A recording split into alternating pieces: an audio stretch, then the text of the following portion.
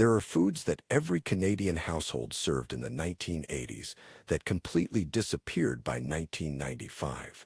Dishes that were on dinner tables 3 times a week suddenly vanished like they never existed. Your parents ate them constantly. You've never even heard of them. And the reasons they disappeared reveal how drastically Canadian food culture changed in just 15 years.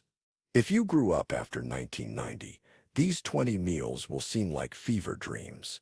If you lived through the 80s, you'll remember every single one and wonder why the hell we stopped eating them. 1. Wiener wraps. Crescent roll dough wrapped around hot dogs, baked until golden. This was peak 80s Canadian cooking. Every family gathering included a tray of wiener wraps. Then suddenly in the early 90s, but here's the irony, those same health-conscious parents were feeding their kids Lunchables and Dunkaroos. Wiener wraps got canceled while arguably worse processed foods thrived. The difference was marketing. Lunchables felt modern. Wiener wraps felt dated. 2. Liver and onions. Every Canadian family ate liver and onions once a week minimum in the 1980s. It was cheap, it was protein, and parents insisted it built strong blood. Then by 1995, liver completely disappeared from Canadian dinner tables. You can't even find it in most grocery stores anymore. The decline was rapid and total.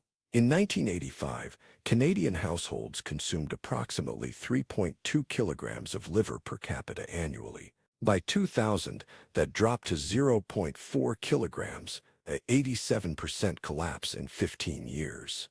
Liver went from standard weeknight dinner to something nobody under 40 has ever eaten. But here's why it happened. The 80s ended and suddenly everyone cared about food actually tasting good. Liver tastes like iron-flavored rubber. Parents in the 80s served it because their parents served it. Gen X parents broke the cycle. They remembered hating liver as kids and refused to torture their own children. The tradition died in one generation. 3. TV dinners in aluminum trays. Swanson TV dinners in segmented aluminum trays. Salisbury steak, corn, mashed potatoes, and a brownie all in one package. You heated them in the oven for 45 minutes, and the tray came out hot enough to burn your fingers. Every Canadian household had a stack of them in the freezer in 1985. By 1995, they were gone. Here's what killed them. Microwaves became standard in Canadian homes in the late 80s. Aluminum trays don't work in microwaves. Food companies switched to plastic trays for microwave cooking. The original TV dinner format became obsolete literally overnight. Swanson stopped making the aluminum tray versions entirely, but here's what nobody talks about. Those TV dinners tasted better than the microwave versions. The oven cooking created actual texture. The gravy thickened properly. The brownie had a crust. Microwave dinners are just reheated mush.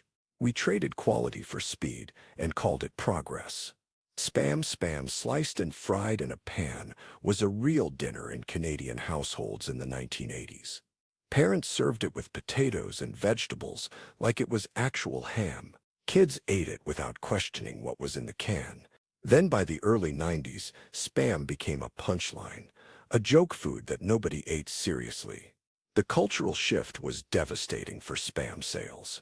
Canadian Spam consumption dropped 60% between 1988 and 1995. The brand that had been a wartime staple and post-war dinner solution became synonymous with poverty and bad taste.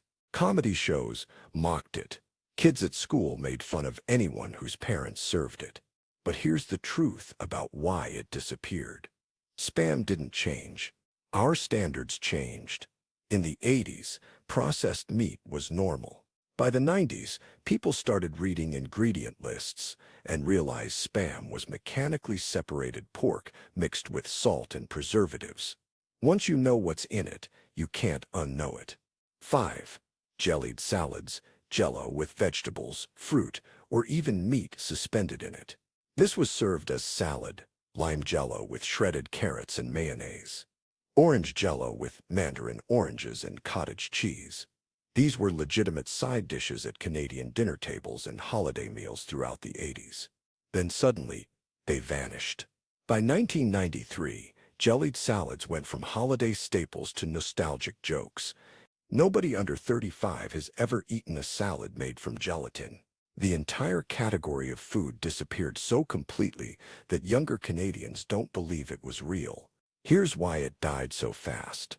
Jellied salads were a holdover from the 1950s when refrigeration was new and housewives were experimenting with what could be jellied. The tradition lasted through inertia.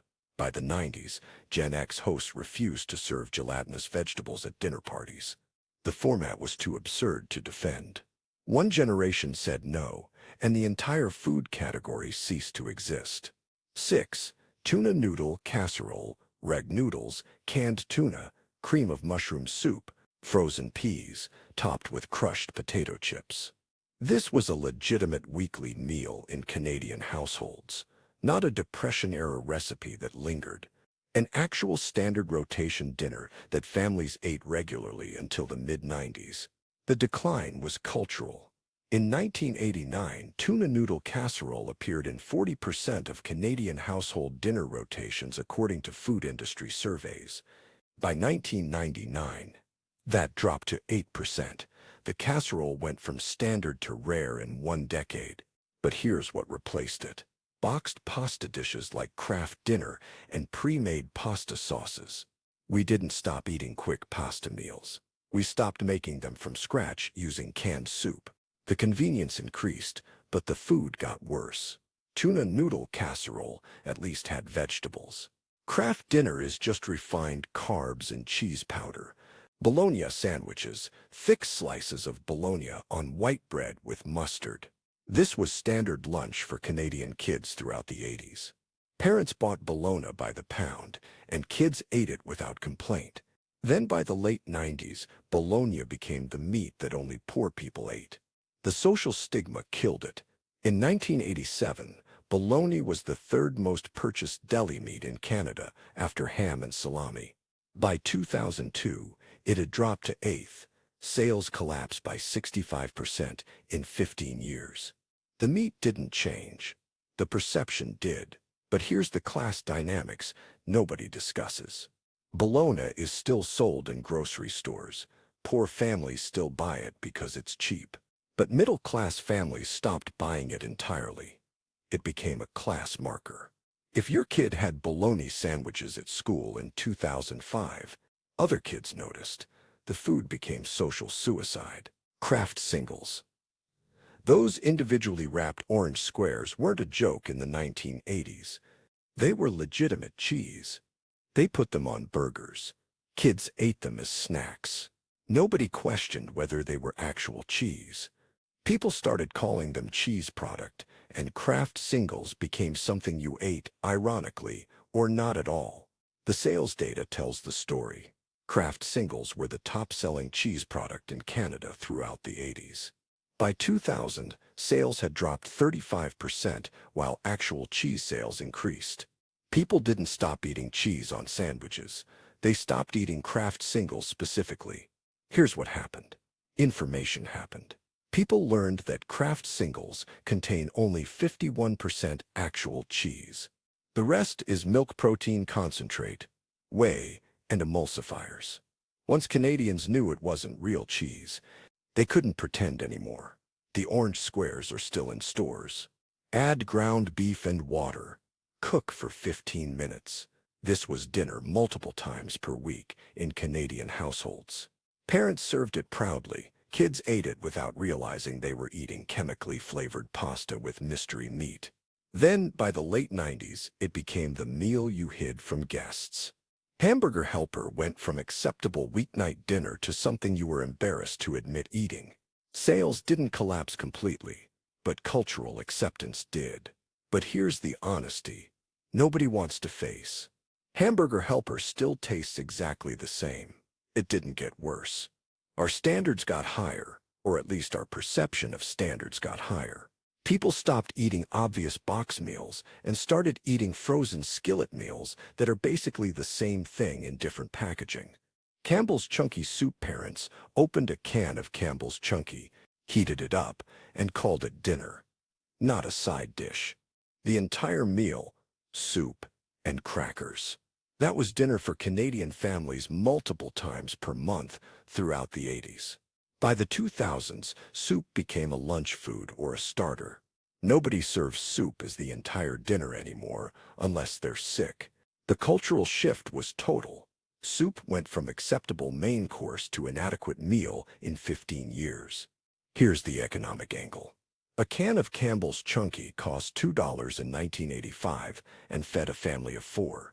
That's 50 cents per person for dinner. By 2000, Canadian incomes had increased enough that 50-cent dinners seemed cheap rather than frugal. Once you can afford more, you don't go back to soup for dinner. 11. Minute rice in the 80s. Rice meant minute rice. The instant stuff that cooked in 5 minutes and had the texture of paste. Real rice that required 20 minutes of cooking was considered exotic. Most Canadian households didn't own rice cookers. They had minute rice in the pantry. The shift happened when Asian cuisine became mainstream.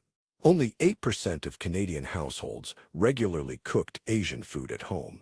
By 2000, that was 45%. People learned that real rice exists and tastes better. Minute rice sales collapsed as Canadians discovered that rice isn't supposed to be mushy paste. But here's the timeline nobody notices. Minute rice dominated until the late 90s. Then suddenly rice cookers were in every kitchen, and everyone acted like they'd always known how to cook real rice. The transition took less than 5 years. An entire country collectively forgot they'd been eating instant rice mush for decades. 12. Stouffer's French bread pizza. Those frozen French bread pizzas with the crispy bottom and the cheese that formed a perfect golden layer. Opening the oven and smelling that garlic bread and melted cheese was what Friday nights smelled like in Canadian homes in the 80s. Then they just disappeared. Stouffer's discontinued the original French bread pizza format in 1994. They replaced it with a smaller, cheaper version that wasn't the same. Sales had been declining since 1989 as pizza delivery became more accessible. Why eat frozen pizza when you could get real pizza delivered in 30 minutes? But here's what pizza delivery took away. Those Friday nights when the whole family was home eating the same meal together. Delivery pizza meant everyone ordered what they wanted. French bread pizza wasn't just food. It was a ritual. We traded ritual for convenience. 13. Shake and bake pork chops coating mix in a bag. Put pork chops in the bag. Shake, bake. This was considered actual cooking in the 1980s. Mothers served shake and bake pork chops and felt like they'd made a proper dinner from scratch. The commercials literally had kids singing about helping mom cook. The product still exists, but cultural acceptance doesn't. Shake and bake sales dropped 55% between 1990 and 2005. People didn't stop eating pork chops. They stopped coating them in processed powder from a bag and calling it cooking. Here's the generational divide. Boomers and early Gen X grew up with shake and bake and see it as nostalgic.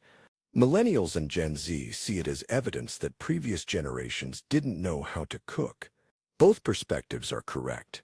Shake and bake proved you could market powder in a bag as cooking expertise. 14. Tourtière purée. Tourtière was everywhere in the 80s during the holidays. The traditional French-Canadian meat pie showed up at Christmas gatherings across English Canada. Then by the late 90s, it vanished from non-Quebec households entirely. The recipe died outside its cultural origin point. Here's what happened. Tourtière required time and skill. You needed to make pie dough, season ground meat properly, and bake it correctly. As convenience food became standard, labor-intensive traditional recipes disappeared. English-Canadian families stopped making tourtière because it was easier to buy frozen appetizers. But Quebec kept making it. The cultural connection was stronger than convenience. This created a food divide. Quebec still has tourtière at Christmas. The rest of Canada doesn't. A pan-Canadian food tradition died in English Canada while surviving in French Canada. 15. KD without anything.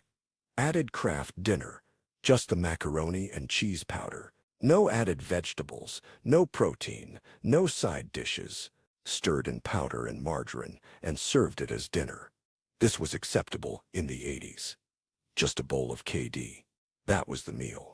By the 2000s, serving plain KD as dinner became neglect. Cultural expectations changed. Parents who served unadorned KD were judged. You were supposed to add vegetables, protein, make it fancy. The product didn't change. The minimum acceptable parenting standard did, but here's the economic angle. KD as entire dinner costs $1.50. KD with added ingredients costs $6.8. Canadian household incomes increased enough that the $1.50 dinner seemed inadequate. Once you can afford more, plain KD becomes evidence you're not trying hard enough. 16. Frozen vegetables from a can. Canned vegetables were served at every meal. Canned corn, canned peas, canned green beans, mushy and tasted like metal. But they were vegetables, and that's what mattered to 80s parents. Fresh vegetables were expensive and required preparation. The shift to frozen happened in the 90s. Freezer technology improved. Stores carried more frozen options. Canadians learned that frozen vegetables taste significantly better than canned. By 2005, frozen vegetable sales exceeded canned by 3-1. The canned vegetable era ended. But here's the quality difference. Canned vegetables are cooked during canning. They're already mushy before you even heat them. Frozen vegetables are flash frozen raw. They maintain texture. Once Canadians tasted the difference, they couldn't go back. Canned vegetables didn't disappear, but serving them at dinner became admission that you didn't care about food quality. 17. Jell-O pudding cups. Not a snack. Dessert. Parents served Jell-O pudding cups as the dessert course after dinner. 4 packs from the grocery store, 100 calories each, artificially flavored. That was dessert in Canadian households throughout the 80s. The portion sizes reveal the change. Those pudding cups were considered adequate dessert in the 80s. By the 2000s, a single pudding cup seemed like a child's snack, not an adult's dessert. Dessert portions inflated. What satisfied people in 1985 seemed insufficient by 2005. Here's the psychological shift. Dessert went from something sweet to finish the meal, to an experience that needs to be Instagram-worthy. Pudding cups don't photograph well. They don't feel special. We didn't stop eating dessert. We stopped accepting mundane dessert. 18. Tang orange-flavored powder mixed with water. Parents called it juice.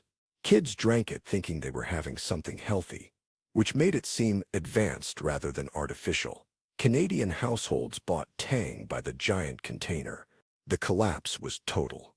Tang sales in Canada dropped 75% between 1990 and 2000. Once people realized it was just sugar and artificial flavoring with zero nutritional value, they switched to actual orange juice. The astronaut drink marketing stopped working when people read the ingredients. But here's the taste memory issue. Everyone who grew up drinking Tang remembers it tasting amazing.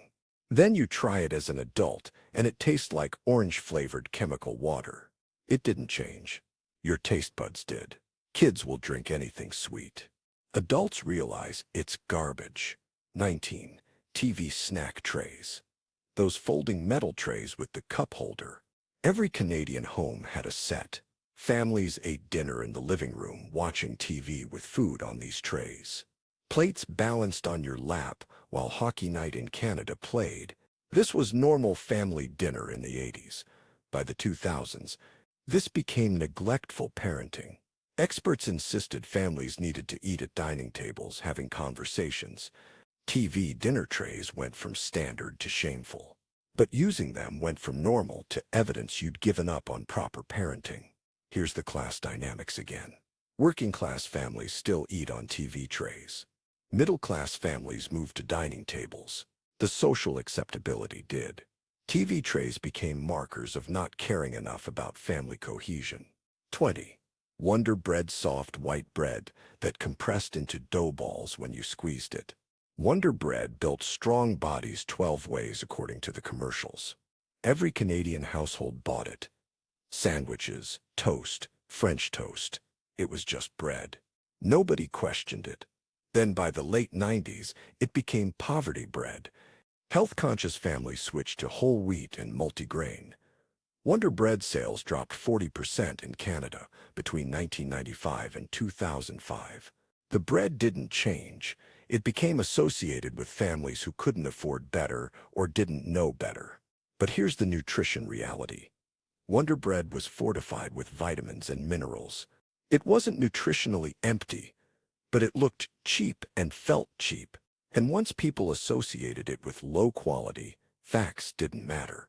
Perception became reality. Wonder Bread is still sold. Middle-class Canadians just stopped buying it. Here's the pattern across all 20 foods. They were convenience products from an era when time-saving was the priority and taste was secondary. Working mothers needed dinner on the table in 20 minutes. These foods delivered that. Quality wasn't the concern. Speed was. Then, in the 90s, food culture shifted. Health consciousness increased. Dual-income households had more money for better ingredients. Information became available about what was actually in processed foods. Once Canadians knew they were eating mechanically separated meat, cheese product, and artificial flavoring, they couldn't unknow it. But here's what we lost. Those meals were shared experiences. Every Canadian kid ate the same foods. Wiener wraps at birthday parties. Campbell's soup when you were sick. The food wasn't great, but the common experience was real. Now everyone eats different things. Dietary restrictions, preferences, food allergies, families where every member eats a different meal. We gained food quality and lost food culture. Whether that's progress depends on whether you value taste more than tradition. If you remember eating these 20 foods, you're old enough to remember when Canadian food culture was completely different. If you've never heard of half of them, you grew up in the world that replaced the 80s. Both groups are looking at the same list and seeing completely different things. One sees nostalgia. The other sees evidence that previous generations had terrible taste. Both perspectives are correct. The food was objectively worse, but the shared experience was objectively stronger. That's the trade-off nobody talks about when food culture changes. We gained quality and lost community. The meals vanished, so did the common ground they created.